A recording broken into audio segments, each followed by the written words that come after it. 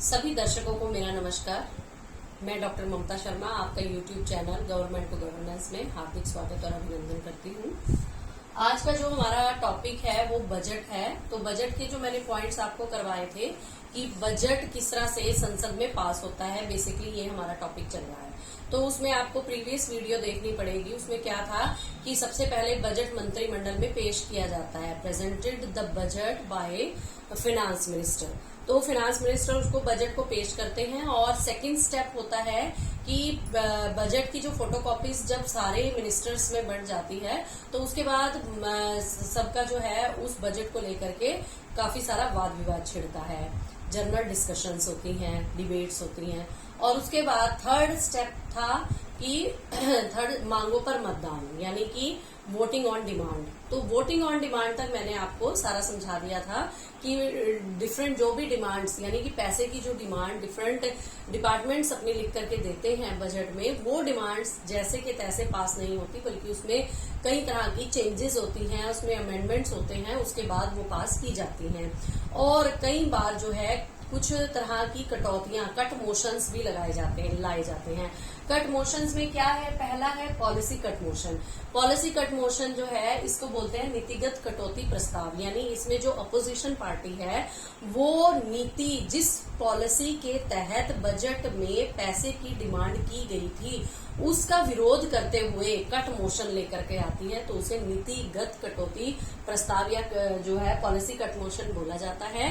Second है economy cut motion. इसमें क्या होता है कि जो डिपार्टमेंट्स हैं उनको कम पैसे में ज्यादा काम करने के लिए प्रोत्साहित करने के लिए और उनकी आलोचना करने के लिए कि इन्होंने ज्यादा डिमांड्स रखी हैं, उनका विरोध करने के लिए, दोनों तरीकों से ये वाला जो इकोनॉमी कट मोशन है वो रखा जाता है। थर्ड है token cut motion. Token cut motion में क्या होता है? प्रतीक कटौती। प्रतीक कटौती का मतलब क्या होता है? 1 रुपए की कटौती, यानी कि ये सिर्फ दिखाने के लिए की जाती है कि ये जो भी डिमांड मांगी गई है वो डिमांड जायज नहीं है। तो ये तीनों तरह की जो कट मोशंस होते हैं ये काफी डेंजरस कट मोशन होते हैं, क्योंकि इस पर जो है बहुत ज्यादा वाद विवाद होता है, डिबेट्स होती हैं और जो रूलिंग पार्टी है उसको बड़ी सतर्क रहकर जो है इन सभी क्वेश्चंस का आंसर देना पड़ता है।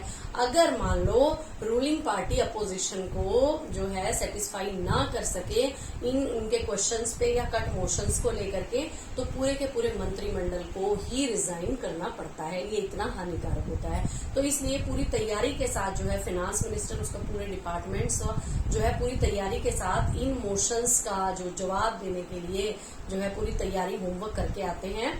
तो और इसके साथ एक ऑप्शन ये भी है कि अगर ये कटौती प्रस्ताव अपनी इच्छा से रूलिंग पार्टी मान ले, कि रूलिंग पार्टी को लगे कि नहीं जो इन्होंने बोला है वो उसमें थोड़ा ठीक लग रहा है, तो अगर वो खुद मान ले तो उसका कोई साइड इफेक्ट नहीं है।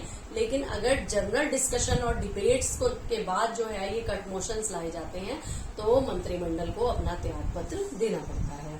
उसके बाद नेक्स्ट है एप्रोप्रिएशन बिल। एप्रोप्रिएशन को बिल को बोलते हैं विनियोजक बिल। ये कौन सा बिल होता है कि जो भी मांगों पर, जैसे डिमांड्स पे जब वोटिंग हो जाती है, कट मोशन अगर लगना है नहीं लगना है, या जितनी डिमांड जो डिपार्टमेंट की मानी जाती है, तो वो डिमांड का मतलब ये होता है, मानने का मतलब ये होता है कि अब वो पैसा खर्च करने के लिए उन डिपार्टमेंट्स को दिया जाएगा। तो जो सरकार की जो संचित निधि है, कंसोलिडेटेड फंड है, उसमें से जो पैसा खर्च करने के लिए डिफरेंट डिपार्टमेंट को बांटा जाएगा, उसकी प्रॉपर एक लिस्ट बनाई जाती है और उसको बोला जाता है विनियोजक बिल या एप्रोप्रिएशन बिल। ये बिल सबसे पहले लोकसभा में पास होता है, इसको आप ध्यान से सुने। लोकसभा में पास होता है और उसके बाद लोकसभा इसे राज्यसभा में भेजती है। राज्यसभा इस बिल को ओनली 14 डेज के लिए होल्ड कर सकती है, 14 दिन के लिए रख सकती है।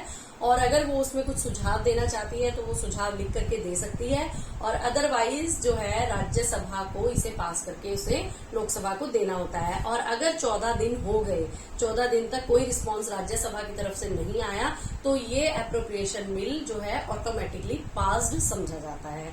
और उसके बाद इस बिल को को प्रेसिडेंट ऑफ इंडिया के पास भेजा जाता है, राष्ट्रपति के पास भेजा जाता है उनके अनुमति के लिए। और जब राष्ट्रपति भी, और देखिए राष्ट्रपति को इस बिल को रोकने का कोई राइट नहीं है, वो थोड़ा इस बिल को होल्ड कर सकते हैं या इसको जो है कुछ दिन के लिए अपने पास रख सकते हैं, लेकिन इस बिल में कोई भी अगर परिवर्तन करना है उसके लिए सुजेशंस दे सकते हैं, लेकिन उनकी सुजेशन को मानना या ना मानना वो लोकसभा के मेंबर्स के ऊपर डिपेंड करता है। तो इसमें राष्ट्रपति जो है वो अपनी पॉकेट वीटो होती है, उसके पास राइट होता है राष्ट्रपति के पास, यानी कि वो पॉकेट वीटो का मतलब ये होता है कि वो कुछ दिन तक उस बिल को अपनी पॉकेट में रख सकता है, यानी कि कुछ दिन के लिए होल्ड कर सकता है, लेकिन उस पर ना करने का राइट राष्ट्रपति को नहीं होता।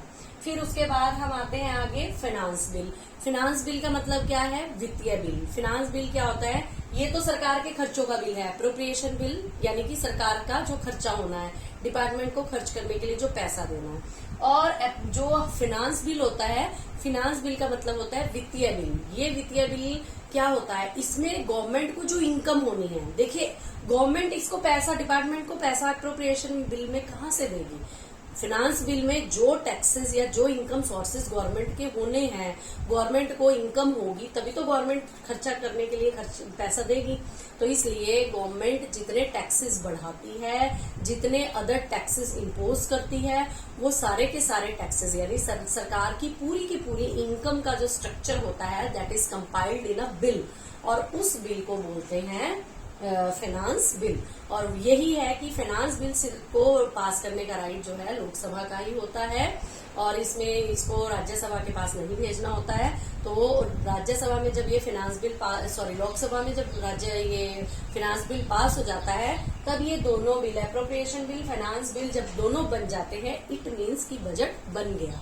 लेकिन वो जब दोनों तरह के बिल पर किसका अप्रूवल बाय प्रेसिडेंट की approval, stamp, signature is very compulsory, तो वो प्रेसिडेंट के पास जाती है। और अभी मैंने बताया है कि इस मामले में प्रेसिडेंट इन बिल्स को उसके पास पॉकेट वीटो है, कुछ दिन के लिए अपने पास होल्ड कर सकते हैं, उसमें सुजेशंस दे सकते हैं अमेंडमेंट की। उस सुजेशन को लोकसभा माने या ना माने ये जरूरी नहीं है, और कई बार लोकसभा मान भी लेती है और कई बार जो है उसको होल्ड करके एज इट इज उसे पास भी कर देती है। और जब राष्ट्रपति अपने साइन कर देते हैं तो वो बजट पास हुआ समझा जाता है। और उसके बाद जो बजट है वो 1 अप्रैल से, याद रखिए हमारा फाइनेंशियल ईयर होता है 1 अप्रैल से 31 मार्च तक चलता है, तो वो बजट पास हुआ समझा जाता है। और वो बजट जो है पूरे देश में इम्प्लीमेंट हो जाता है। गवर्नमेंट के जो टैक्सेस हैं वो सारे जो बढ़ाए हैं, इम्पोज हुए हैं, वो सारे इम्प्लीमेंट हो जाते हैं, और जो सरकार को अदर डिपार्टमेंट्स जो पैसा दिया गया है उस पैसे को खर्च करने के राइट्स मिल जाते हैं। तो ये बजट का टॉपिक था, और ये मुझे लगता है अगर आपने पूरी वीडियो देखी होगी तो आपको जरूर समझ में आएगा। अगर नहीं समझ में आया है तो आप कमेंट बॉक्स में डाल करके अपनी कोई भी क्वेरी क्लियर कर सकते हैं। नई वीडियो के साथ जल्द ही आपके सामने प्रस्तुत होंगी। तब तक के लिए धन्यवाद। जय हिंद।